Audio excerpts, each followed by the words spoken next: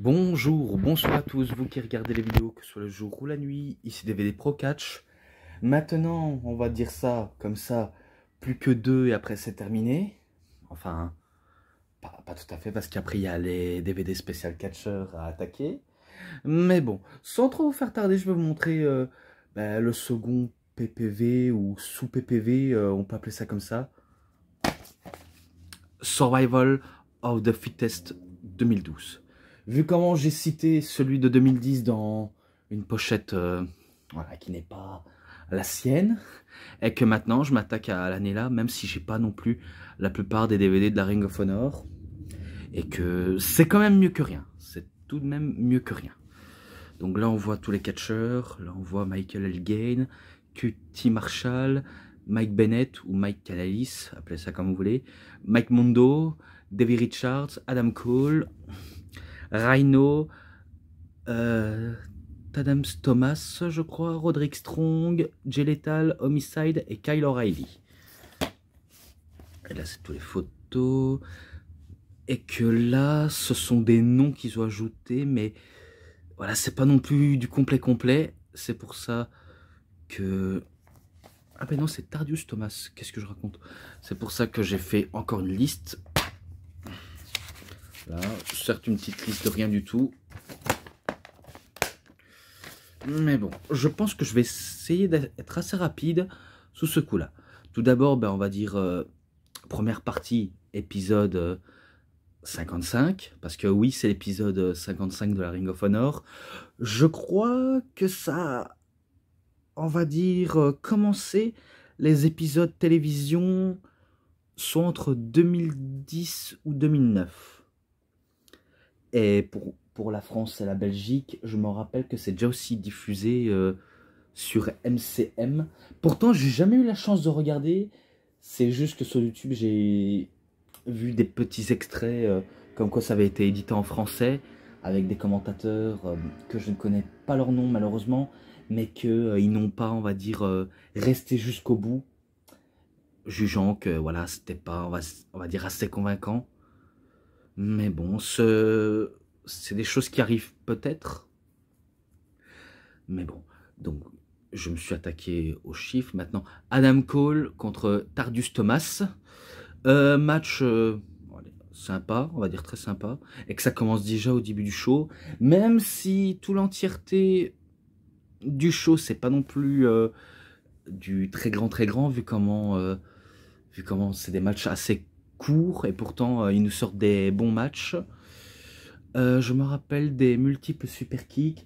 Il n'avait pas encore Adam Cole le last shot et le Canadian Destroyer qu'il appellera le Panama Sun Drive. En revanche, il y avait un petit peu le Brainbusters. Le super kick, ça, il les a toujours.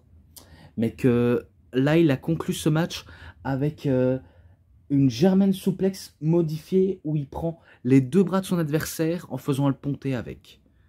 Donc c'est ça qui remporte la victoire pour se qualifier pour la finale, qu'on va y revenir à la fin de l'épisode... Attendez, quel épisode? 58. Au quatrième partie. Donc voilà, 3,60. Directos.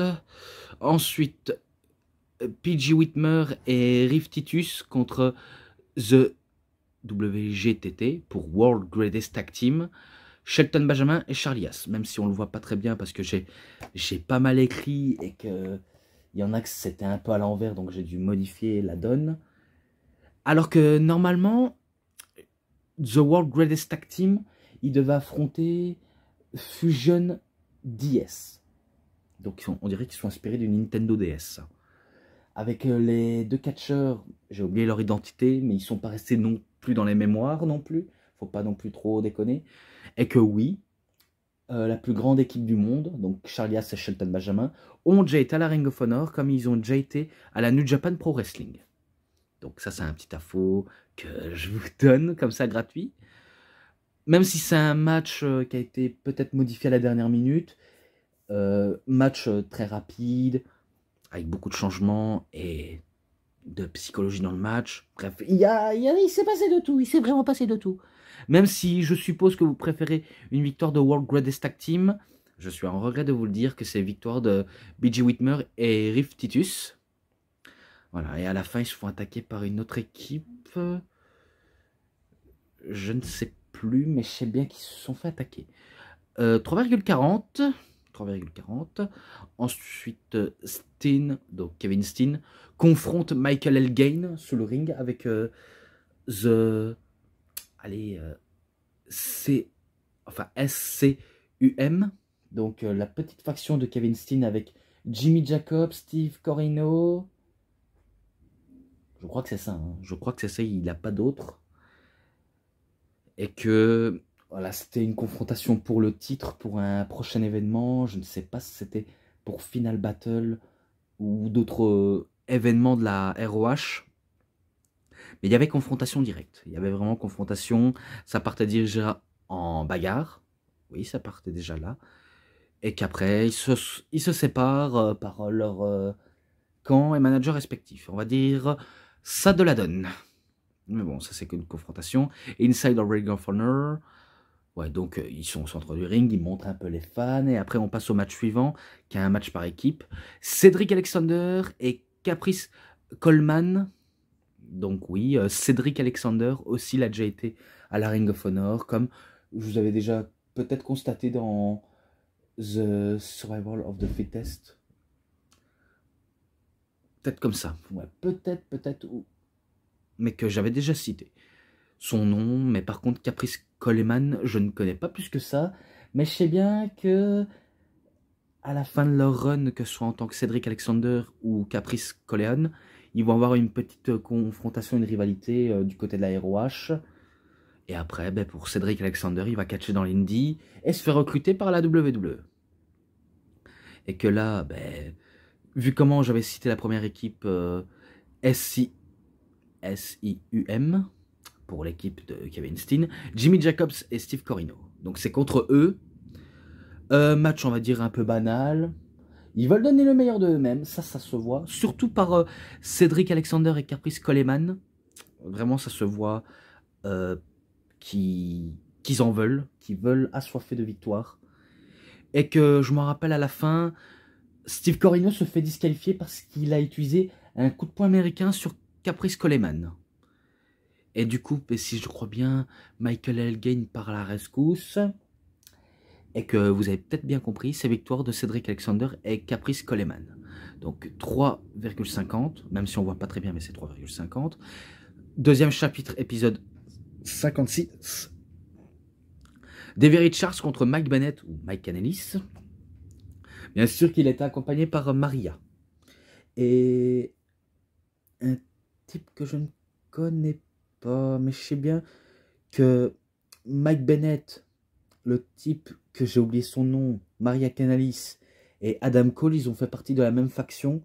Je pense que c'était... je sais pas si c'était Kingdom ou... Non, non, à mon avis, je confonds. Donc j'évite de dire n'importe quoi. Match tout aussi brutal quand c'est avec Davey Richards. Tandis que Mike Bennett, ben, lui, il tente malgré tout de s'en sortir face à la furie de Davey Richards. Mais dans pas longtemps, eh ben, il va perdre face à Ankle Lock de Davey Richards. Si je me trompe pas, parce que je sais bien que Davey Richards, il utilise le Ankle Lock ou d'autres prises finish comme ça.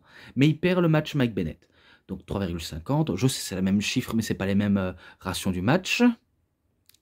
Et là, Reed Evans reveals his new client. Je crois que c'est là où il y a un type qui était blessé et que il y a un catcheur qui vient l'agresser. Alors que le type en question, il a déjà un attel à la jambe, peut-être même une plâtre avec. Et ben il se fait agresser, et le catcheur en question, c'était QT Marshall. Oui, QT Marshall. Et ben je vais vous dire ça sans langue de bois. QT Marshall, il affronte Jay Lethal, et que après longue minute de confrontation, et qu'il a voulu essayer de tenter de contrer les multiples tentatives de victoire de la part de Jay Lethal, et ben il va se faire quand même à la fin, il va se faire quand même laminer par Jay Lethal. Vu comment il part avec sa Lethal Cutter. Il part dans les cordes comme s'il fait un rôle acrobatique et en faisant un cutter dans les airs. Donc il appelle Lethal Cutter, si je crois bien que c'est ça. 3,40 et que, heureusement, victoire logique de Jay Lethal. Inside in Ring of Honor, bref, on a compris. Kevin Steen contre Rif Titus. Oui, contre Rif Titus. Pour le titre de la ROH, justement. Et qu'il était toujours accompagné par Jimmy Jacobs et Steve Corino. Voilà, je l'ai dit, tant bien que mal. Manque d'hydratation, peut-être. Mais que ça me perd tous mes moyens quand je dis pas les choses très claires. Malgré les efforts de Rif Titus, il se fait laminer par Kevin Steen, qui fait des multiples super kicks, tentative de pop-up powerbomb, mais qui ne va pas, on va dire, arriver pour la victoire. Donc il utilise comme arme fatale The Package Pile Driver. Donc il utilise le Package Pile Driver pour la victoire. 3,60. Et maintenant on passe au troisième chapitre, épisode 57. Homicide contre Roderick Strong. Oui. Match tout aussi brutal et intrépide. On peut dire ça de manière qu'on peut le voir. Peut-être que vous attendez pas moins des deux hommes, ou n'importe quelle personne d'ailleurs. Vous attendez absolument moins en moins de eux. Et pourtant, il va en avoir, vu comment le public était un tout petit peu à fond. Et que Homicide voulait se qualifier, mais sauf qu'il se fait avoir par un des managers de Roderick Strong dans The House of Truth, donc la maison de vérité. Je crois qu'il s'appelle Truth. Allez, je ne sais plus, je sais bien que son nom ça commence avec Truth et à la fin, je ne sais plus, putain, je ne sais plus. Mais je sais bien que Strong triche en faisant un low blow et en faisant un Michinoku Driver pour la victoire. Mais il bat Homicide. 3,50. Elle a Mike Mondo contre Kyle O'Reilly. Match, peut-être que vous attendez peut-être de Kyle O'Reilly qui remporte la victoire ou pas du tout. Ça dépend de la manière dont vous voyez les choses. Moi, perso, j'étais parti pour Kyle O'Reilly. J'étais vraiment parti pour qu'il se qualifie. Mais ça ne va, on va dire, pas prendre la donne, vu comment à la fin, il se prend... Je crois qu'il y a eu un ankle lock. Attendez. Je crois qu'il s'est reçu un ankle lock et que Kyle O'Reilly, il a senti que sa cheville était endolorie, vu comment Mike Mondo avait travaillé sur la jambe droite ou gauche. Non, peut-être droite. Il a travaillé sur la jambe droite, surtout au niveau du tibia et de la cheville. Donc il avait travaillé dessus. Et c'est pour ça que Kyle O'Reilly ne peut plus utiliser ses atouts. Donc ses coups de pied fatidiques. Et suite à cette clé de cheville, eh ben, il abandonne, mais il abandonne pas sur le tapis de ring, mais sur l'arbitre. Donc il suffit que l'arbitre se reçoive un coup sur la tête pour qu'il comprenne que c'est la défaite assurée. Bref, un truc tout con, mais qui a porté ses fruits. Donc 3,40, même si je m'attendais à Kyle O'Reilly. Ensuite, Inside of Ring of Honor, ça on a compris. Michael Elgin contre Rhino. Ou Rhino, appelez ça comme vous voulez, ou Rhino. Match assez mouvementé, on peut dire ça. Ouais, très mouvementé. Vu comment, pareil, il y avait les interventions des managers et tentatives des catcheurs aussi qui essaient de semer la pagaille. Ouais, bien semer la pagaille. Hein. Ils sont vraiment bien doués à ça. Et entre les deux colosses, ça fait un gros explosion sur le ring. Vu comment il y en a qui sont grands, gros et forts. À la personne de Rhino et même surtout Michael Elgin. Même si ça vous dit absolument rien. Michael Elgin et pourtant c'est quasiment un buff à la manière de Jeff Cobb. Hein. Même si lui aussi, ça vous dit absolument rien. Je me rappelle que Michael Elgin avait piqué le gore de Rhino à la fin. Mais sauf qu'il n'a pas, on va dire, remporté la victoire avec, car il en a fini avec un powerbomb pour se qualifier. Donc c'est une victoire de Michael Elgin, défaite pour Rhino. 3,50 et maintenant, on passe au 4e chapitre, épisode 58. Les Briscoe Brothers, donc Jay Briscoe et Mark Briscoe, contre The Bravados Brothers, Harlem Bravado et Lance Bravado. Je vous dis direct, c'est victoire des Briscoe. Même si sous le ring, il s'est passé tellement de choses que j'ai même pas le temps de tout vous décrire, vu comment c'est passé tellement vite. Et que les travails des deux frères aura permis d'en finir avec la victoire contre les frères Bravados. Et que ce match-là, pareil, encore 3,50. Je sais, je mets que ça.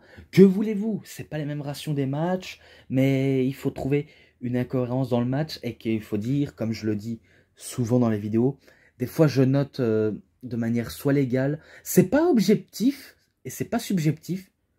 Enfin, objectif, on peut dire oui et non, mais subjectif, là non. Là non. Hein. Si j'avais été totalement, on va dire, à côté de la plaque, là j'aurais dit oui, c'est subjectif. Mais là, ce n'est pas subjectif, vu comment je note de manière légale et un peu sévère. Je le reconnais, je suis très sévère pour écrire. Et surtout écrire des notations des matchs. Donc sachez-le. Donc voilà. Victoire des Briscoe, quand même, j'ai assez trop dit. Et après, The Guardians of Truth, donc les gardiens de la vérité. À mon avis, ils font partie dans la maison de la vérité. Et ils découvrent leur visage, vu comment ils enlèvent leur capuche. Je ne sais plus comment ils s'appellent. Ils ont dit en anglais, mais je ne me rappelle plus de leur nom. Oh, trou de mémoire. Qu'est-ce qui m'arrive? Pourquoi j'ai des trous de mémoire? C'est peut-être parce que je me préoccupe à d'autres choses que je fais du n'importe quoi. Mais bon, je pense que je vais vite en finir avec cette vidéo pour éviter de vous saouler à ce point-là. Donc, il nous montre l'histoire de The Survival of the Fittest, ouais, qui s'est passé entre les années jusqu'à 2012. Je ne sais pas si aujourd'hui ils font encore The Survival of the Fittest, mais ça peut-être me donne envie de regarder. Et que là, je cite les participants. Jay Lethal contre Adam Cole, contre Mike Mondo, contre Davey Richards, contre Roderick Strong, contre Michael Elgin. Donc un match à 6 personnes à élimination. Et oui, un 6-man Elimination Final Survival of the Fittest. Eh ben, tellement de choses sont passées. Et que je me rappelle que les catcheurs étaient à l'extérieur du ring, près des cordes, pour voir lequel ils pourraient rentrer. Parce que des fois, ça passe comme ça la Ring of Honor, quand il y a un match à confrontation, et que pour éviter de gêner le déroulement. Mais il y en a qui ne se gênent pas. Hein. Je vous le dis, il y en a qui se gênent absolument pas du tout. Et pourtant, après quand ça devient sérieux et que le ring commence à se dévider, eh ben, il restera plus que Jay Lethal et Davey Richards. Donc match très disputé, ils se battent, ils se donnent des violents coups, des violents chops, des violents coups de pied, des prises fratidiques et insipides de la part de l'un des deux hommes. Bon, bien sûr, il y avait la faction de... Allez, la faction... Non, peut-être les amis de Jay Lethal. On va pas appeler ça une faction. Tandis qu'il y avait les amis de Davey Richards, qui étaient pour les deux parties, mais après ça part en mode boudin général. Et ça permet à soit l'un des deux hommes de remporter le match, soit par ankle lock, soit par tombée normale avec une prise finish. Et finalement, Jay Lethal, je ne sais pas comment il a fait, je ne sais pas d'où il ne sait où, il arrive à trouver la seule énergie qui lui restait en faisant son Lethal Cutter. Donc il bat Davey Richards et c'est lui qui remporte la finale du Survival of the Fittest. Et peut-être qu'avec ça, je vous dis directement, avec ça, on a une chance sur 2 de remporter une tournoi pour avoir une chance au titre. Et c'est pas, on va dire, quelque chose que je le dis en l'air. Là, c'est quelque chose que je vous le dis de manière honnête. Donc voilà, victoire de Jay Lethal, 3,80. Là, il m'a très bien convaincu. Même si ce 3,80, je l'ai beaucoup sorti dans les main events. Et ça, je me rends compte. Et ça me met, on va dire, complètement perplexe. Mais bon, je vais achever ça. Donc, les matchs, les segments promo et l'ensemble, parce qu'il n'y a pas de bonus, je lui mets 4,40. Comme vous l'avez vu, F1. Et ben moi, j'en ai terminé avec cette review. Directement, c'était DVD Pro Catch. J'espère que ça vous aura énormément bien plu. Et si vous avez aimé cette vidéo, vous savez ce qu'il vous reste à faire. Likez la vidéo, commentez, partagez, abonnez-vous à ma chaîne et cliquez sur la petite cloche pour avoir plus des notifications et des prochaines vidéos. Et moi je vous dis bonne journée, bonne soirée à tous. Au revoir tout le monde pour une prochaine vidéo. A plus à tous les fans de catch. Allez, bye tout le monde.